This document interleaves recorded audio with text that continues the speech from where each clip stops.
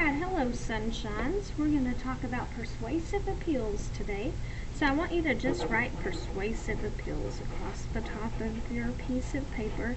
I'm using a plain white piece of paper, but it really doesn't matter what you use as long as you get the information down.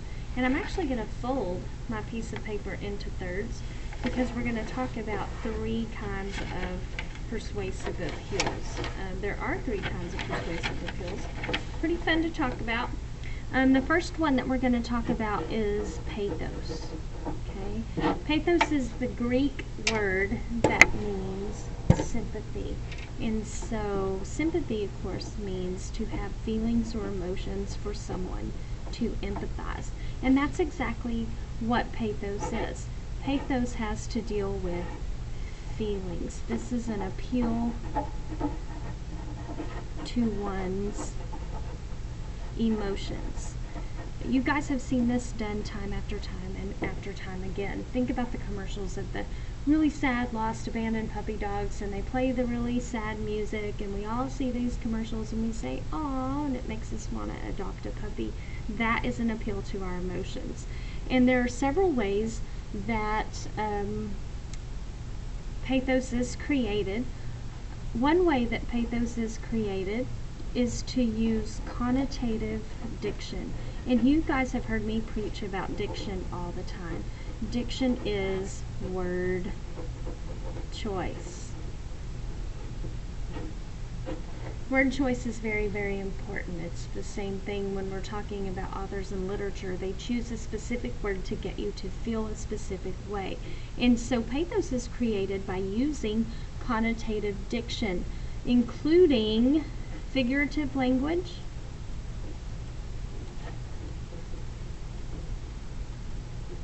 and imagery. Those are part of connotative diction. For example, using the word heartbroken is a lot different than using the word sad. It paints a very different picture. It gives you a very different emotion. And so diction is very, very, very important when we're talking about creating pathos. Very, very important. Okay, another way that pathos is created is to use something called carefully crafted syntax. Syntax sounds like a complicated word, but it's really very, very simple. All syntax means is how words are put together or arranged in a sentence. That's all it means. You know, Shakespeare's noted for his use of what we call backwards syntax. Yoda uses backwards syntax. Instead of saying smart, you know, I am smart, he says smart I am. And so that's just the order of the words and how they appear, how the words are put together. The next way that pathos is created is to use what is called a personal anecdote. This is an antidote. That's different. An anecdote is a story, personal story, or a reference to someone that's personal, a real person. And that's the way that pathos is created. So your major points are: pathos is created by using connotative diction, carefully crafted syntax, and personal anecdote. And we're going to go over these into more detail. I just want to use this video opportunity to get these notes into your hands so that when you actually come to class, we can talk about these things and study them further. So pathos is sympathy. It's an appeal to emotion. The second kind of persuasive appeal is called logos. Okay, this is another Greek word that stands for logic. This is going to be an appeal to one's brain. And I can't draw a brain. I'm not going to try to draw a brain. So I'm going to draw a thinking bubble. Yes, that's a thinking bubble. Give me a break. Not an artiste. Okay. So while this is an appeal to emotion, one heart, this is an appeal to one's brain. This is going to be those people who really aren't very emotional people. They are more full of facts, They don't really care about how it makes you feel. They just want to know what's in it for me. What are the facts? Why should I do this? And so there are several ways to create a logical appeal. We're going to say this is an appeal to one's logic. Okay, and logic means thinking, it's brain.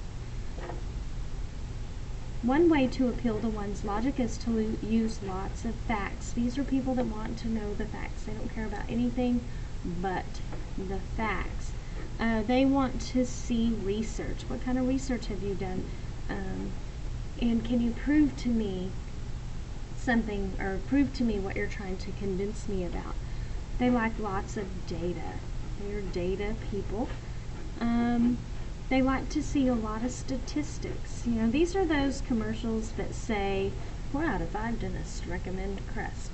Okay, that's a statistic, and that's data. And people who are logic-brained are going to be more convinced by the facts and the research and the data than they are by the emotions. Another way to create logos is to show the cause and effect relationships.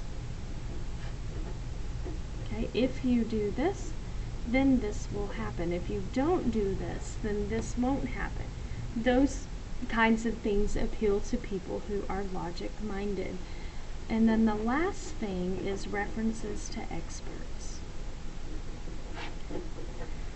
They will say, well, even that 4 out of 5 dentists recommend Crest toothpaste. Okay, that's a reference to an expert. Or they may have an actual dentist up there that says, I am Dr. So-and-so, and you should really use this. So that is a reference to expert. Okay, the next type of appeal is called ethos. Okay, ethos is a little bit different because it is an appeal to the ethical side of someone.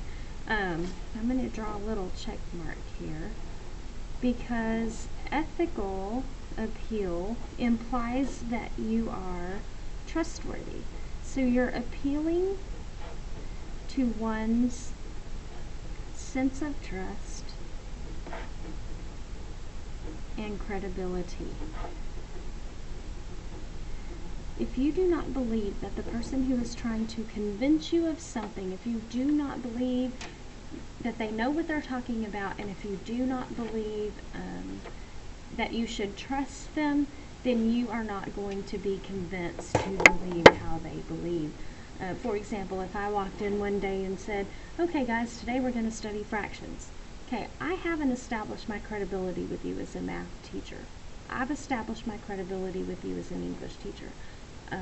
Hopefully you believe that I know what I'm talking about when I'm teaching you something in English. There are lots of ways to establish your credibility with someone and to appeal to their emotion, their ethical side. The first thing that you do is state your qualifications for expertise. Or state the qualifications for expertise.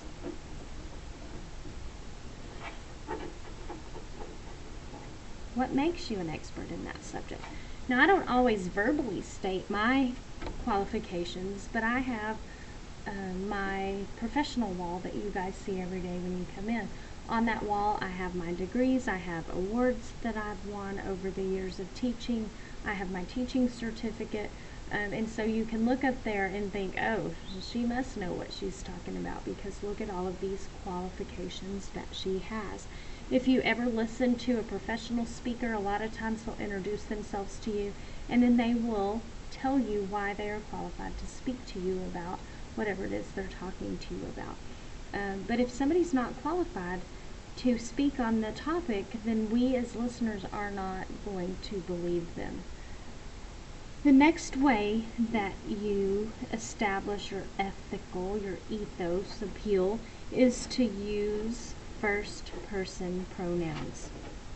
Those are pronouns like I and me and us. And if you notice, when I'm up here teaching you, I include myself in with the masses. I don't elevate myself up above you. I say, we are going to do this. let's take a look at this.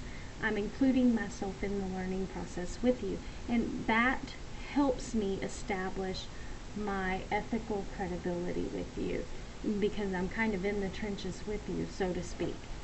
The next way that you create ethos is to cite relevant sources and authorities. Okay. An example of this, from my perspective, would be, when I talk about perhaps a famous author and I say, according to the famous author so-and-so, this is what he believes about whatever. Okay, that's citing a relevant source.